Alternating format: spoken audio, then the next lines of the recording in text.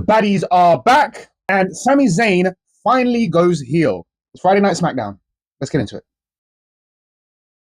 We start the show from Lexington, Kentucky, with an appearance from Rhea Ripley.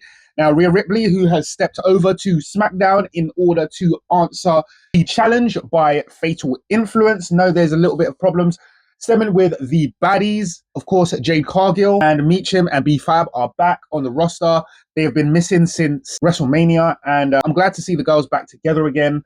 I'm liking this name so far. They're calling them baddies. We don't quite yet have a name. Maybe baddies is going to be the name for them. But however, I very much like these three being put together. As far as skill, ability, inside, outside of kayfabe, I think they could all very much help each other a lot. I believe that Jade Cargill needs a little bit of work on her ring ability. Someone like Meechin needs a little bit of work on her presentation ability. And B-Fab maybe needs a little bit of work on both, being a much younger superstar. Well, maybe not much younger, but considerably young enough that her time has yet not come. I believe that B-Fab could be an absolutely amazing top card wrestler, should she figure it out and exactly how to work in the business as far as being a little bit slower in the ring. I noticed that within her work. Within one of her recent matches, that she could have been a little bit slow and a little bit more methodical. But then again, I guess when the WWE gives you a certain amount of time to work in the ring, you need to try and get as much in as you possibly can. So Rhea Ripley and Charlotte and Alexa had a bit of a jaw jacking. I mean, it was a promo segment. Fatal Influence came out and, back and forth, just to kind of open the show and present the match that would later come on in the night. Yeah. This led us to a promo segment with the MFTs. I actually quite liked it, with Solo Sikoa and, of course, Tama Tonga having conversations about Solo kind of putting himself out there and going it alone and et cetera and et cetera. Kind of, we're looking at this rift and possible, whether it's going to be a rift or it's just family dynamics. At the moment, I quite like what they're doing with that, I must say. For all of the flaws of Solo maybe not being the most entertaining, he definitely works well, I think, in all segments, really. He does his job pretty well in the ring. And outside of the ring, he is able to portray, and I believe this is the second character we're watching Solo portray. Let's remember who he was when he was the enforcer for the tribal chief, the evolution of this MFT character. I think he does the wrestling business very, very well. He may not be the most exciting, but he does the wrestling business very, very well. I give him that. So that moves us on to the match between Tama Tonga and Shinsuke Nakamura. Of course, Shinsuke Nakamura being that in the ear of Tama Tonga, stemming from their relationship in Japan, knowing the ability of wrestler that Tama Tonga could be and the star that he could be, kind of teasing that. I very much like what the WWE have been doing with this. And I thought it was a very good match, actually. I actually thought, well, Shinsuke always puts on very good matches. He's able to tell a story in the ring. Even with his unorthodox style, he very much did that, and I appreciated it. I would have said it was close to being the match of the night, but I think a little too early in the card, and maybe, I mean, we knew what it was going to be. That was the problem. We knew that Tama Tonga was always going to win. It's about putting him over, and kind of sick of Shinsuke Nakamura just kind of getting walked over time and time again. He doesn't have a match for a month, 6 weeks, and then he just gets ran over on a roster. It's, I don't get it. I mean, I guess Shinsuke's staying there for the money, but I wouldn't expect it to be too long from us seeing Shinsuke Nakamura leave the WWE for good, because they really don't seem to have anything for him. That takes us on to Tiffany Stratton, who has opened up a open challenge. That seems insane to me. Tiffany Stratton, as far as being equipped with ability in the ring, not so much. I believe, if I remember the match, there was at least 3 botches in the match. And in Tiffany Stratton matches, there's always a botch. Now, if you're willing to take the WWE title off of Jey Uso because he had too many botches in his matches, I mean, what are we doing with Tiffany Stratton here? You put another title on her. The title that Julia held, the title that Chelsea Green held, the title that Zelina Vega held, and they looked so proficient in the ring, all 3 of those. It's... the blind push can be seen by everyone at this point. It's insane. She needs more time. She should be lower on the card. You've got Maxine Dupree in a position that you've had Maxine Dupree in for probably about 2 years or more. Why can't Tiffany Stratton hold a position like that? She needs to learn, because she isn't there yet. She just isn't. And that's a problem, I think, that the WWE consistently keeps pushing Tiffany Stratton down our throat, and she is definitely not there yet. So I find a massive issue with that. But we get an open challenge, which is definitely going to show up inability to be greatest of wrestler. And I get it. Carmelo Hayes had it. It did wonders for Carmelo Hayes.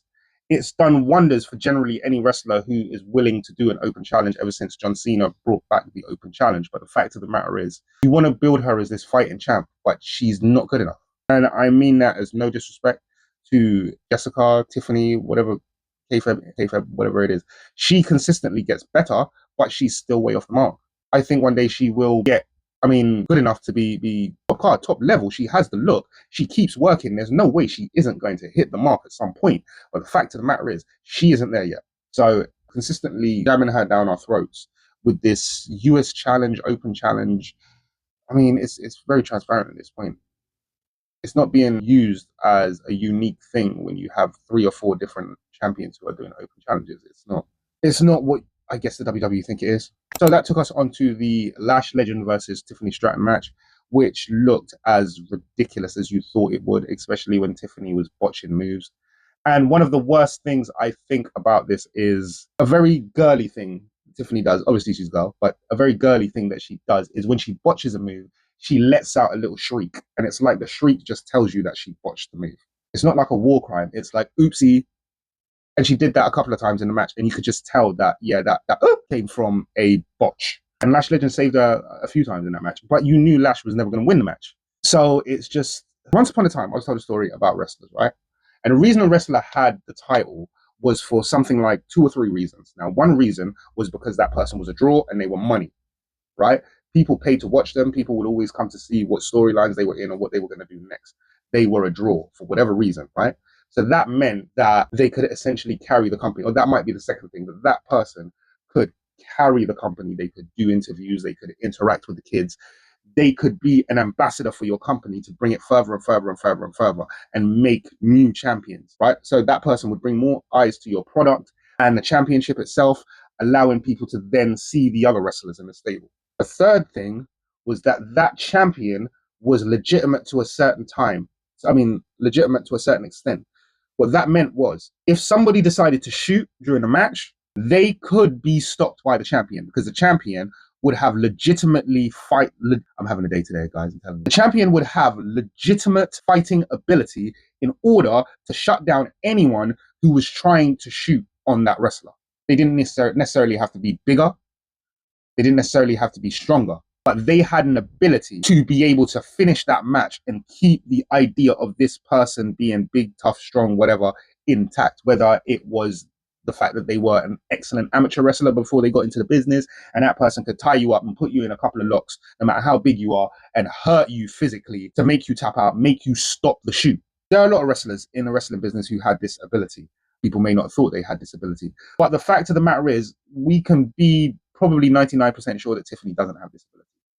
If certain people on the roster decided to shoot on Tiffany, she would be screwed. And that essentially is the problem with Tiffany. For a lot of us, she is just not believable.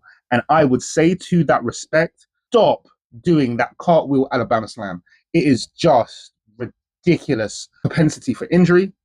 And she doesn't hit the move the way it should be. I understand how that move should be hit. That move should be hit probably bouncing off the ropes as a shock. It should be something of a reversal, because once she does a cartwheel into the catch, you're putting yourself into a vulnerable position. It doesn't look like something that you're going to come out of the aggressor, if anyone understands what I mean.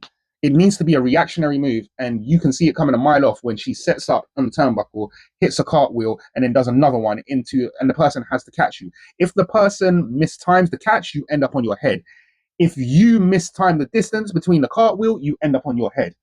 And it doesn't look like it's worth it as a move. So I would just stop doing that cartwheel Alabama slam. Tiffany Stratton, please. Now, I will say, in that respect, having Chelsea Green by her side is a very good idea. I guess Tiffany has to play it like she doesn't want the help and she doesn't want the friendship. But really and truly, I think this is a great idea to help Tiffany Stratton because she needs the help. And who else better than Chelsea Green? But also, simultaneously, Chelsea Green should be the one in that position. And it should be the other way around. That Tiffany Stratton is the one sucking up to Chelsea Green, really and truly. There's so much I can say about that. Chelsea, of course, interfering at the end of the match. I wouldn't say interfering, but she kind of leveled the playing field in that match. She got her comeuppance after that, as you saw in the promo segment. So, yeah. That took us to the segment with Danhausen. Oh, yeah. I do love Danhausen. What Danhausen is doing at the moment, it's so corny and it's that comedy wrestling. Yes, that goofy wrestling. Yes, the Danhausen sketch at the moment, Who's Under the Sheet, is absolutely cooking. I must say, I'll reveal it now. I've heard many reports that says that the person under that sheet is in fact Baron Corbin. So that's how Baron Corbin will be reintroduced because they've got the cloning machine, right? So the cloning machine is going to lead to, instead of the mini Housens, a big Hausen. And I guess the big Hausen is going to be Baron Corbin. There's a lot to be said in there because that tattoo on the chest matches very well, actually, as far as Baron Corbin goes. Danhausen obviously has one across his chest as well. So I can't wait for that to be revealed, if I'm being honest. I have to give it my best promo segment of the night, Danhausen, with, of course, the general manager, Nick Aldis. It was a great segment. It was a great segment. Timed very well. Loved it. Loved it. My award winner for best promo of SmackDown, Lexington, Kentucky, has to go to Danhausen.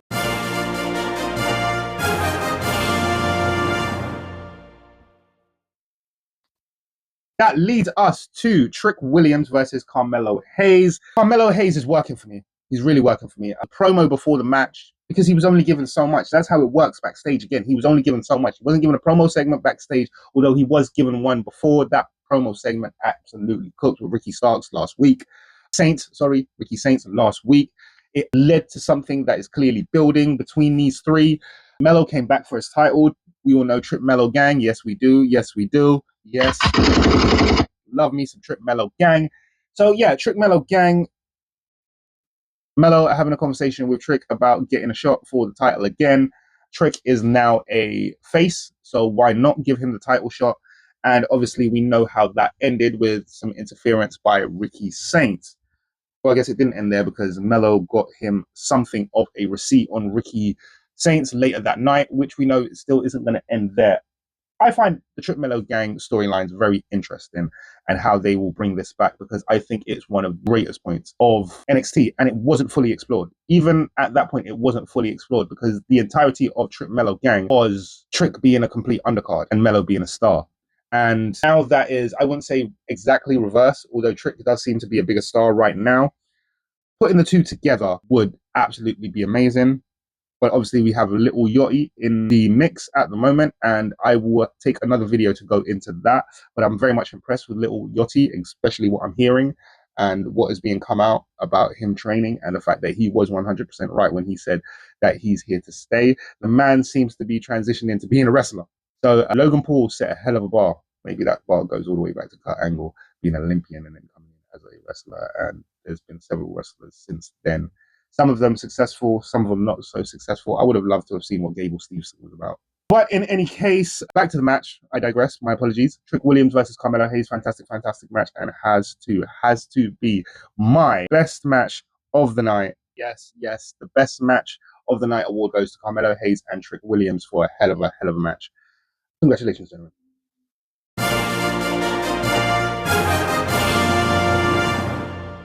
That led us to yet another segment with Johnny Gargano and Sami Zayn.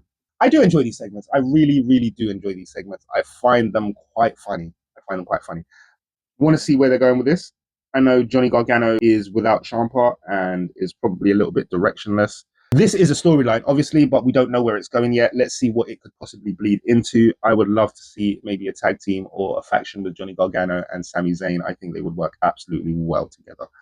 And obviously they have a relationship from NXT already. So this took us on to the tag team match, which was promised earlier on that night, which was Charlotte Flair and Rhea, no, not Alexa, versus Fallon Henley and Lainey Reed, or Fatal Influence. Well, we knew it was going to be Fallon Henley and Lainey Reed because they are the tag team of Fatal Influence.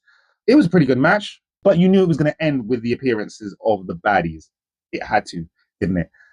This is very, very interesting, this kind of three-way faction feud. I mean, I know Rhea and Charlotte and Alexa aren't a faction, but the enemy of my enemy kind of thing. So very interesting because they're all fantastic, fantastic wrestlers in their own right, and they are all pretty good at crafting storylines. Influence are something between the Toxic Mean Girls and extremely great wrestlers. So they fit very well into this feud. And I think it's going to cook for a while. And they're going to have to get over. This is like The Shield. If you remember The Shield, I remember watching The Shield and wondering why they kept winning and why they kept getting over on some of the best wrestlers on the roster. But I was too young to understand the fullness of crafting the storyline and how to bring someone up from NXT or OVW or whatever it is at the time, Evolve, whatever. I was unaware of what it takes. And now I know, I understand that Toxic Attraction have to go all the way. They're going to keep winning, and they're going to keep winning until all three of those are single stars of significant yoke. That took us on to the match between Damian Priest and Solo Sikoa. Damian's impressing me, I must say. Ever since he got into this tag team with R-Truth, I'm seeing something that I never really saw in him before. He has, in my book, stepped up a level in his performance, and this is someone who never really appreciated Damian Priest. I never really appreciated Damian Priest. I didn't. But there's something about him at the moment that he has stepped up a level. He's stepped up a gear. He looks so good in the ring at the moment. His presentation is just, I wouldn't say cool factor is really cool, but just a relaxed, chill dude. I'm not talking about the swag, but he is just settled within himself, you know? I think I've noticed that within him, and he looks great. He looks great. It's not like he's chasing it anymore to make sure he doesn't get sacked by the WWE or something like that. He's comfortable in his position, and he knows that he is a star of a certain yoke and level, and he can only go higher at this point. And he's finding that, and I like that about him. So that match ended with Royce Keys coming to the ring. I half expected him to attack Damian Priest. I really did. It would have made for an interesting storyline to see where it goes next. But I guess this distrust between Priest and Royce Keys, it also has something to it. But at this point, I wouldn't see why you would have a face and a face going at it like that. But let's see what comes of it. As I said, Damian Priest has been looking very, very good recently, and Royce Keys in his last two matches have told a hell of a story in the ring, both times. So we know, we know from AEW that Hobbs had the ability to carry big storylines. He always did. So not a problem there. Let's see what keeps coming from that. But I think both of these superstars could push and propel each other a little bit more. I do, honestly. And that brings us to the end of the night, which is Sami Zayn versus Cody Rhodes. And what we got here was a decent enough match. We always knew it was going to be, because Sami works very well in the ring. Sami works very well in the ring. Cody works very well in the ring. However, what we got here was essentially a completion of the heel turn by Sami Zayn. And I was appreciative of this, because we've been teasing at this for so long, that finally we get something of a definitive heel turn for Sami Zayn, something that I've been asking for quite a while. I just don't want him to be an annoying heel. I want him to be a maniacal heel. I want him to be a heel that does real damage. Obviously, we got Gunther interfering at the end of the match. Well, after the match was over, interfering wouldn't be the right thing to say. After the match was ended, he attacked Cody. As we know, that's how the show went off the air, and Sami just walked away. This was a completion of his heel turn for me. And I mean, finally. We have been waiting so long for Sami to turn heel, but to do it right. And I hope that they do it right this time, because the last time he was more of an annoying heel, and then he ended up in the bloodline, and that worked out well. But the annoying heel angle, I don't think it's for Sami, not anymore, not at his age. So, yeah, if you agree or disagree, please let me know. Now, if you like the content, please hit like, subscribe, hit the notification button. It'll let you know when I'm uploading next. Until then, I have been the Triple Crown Champ. I'll see you next time.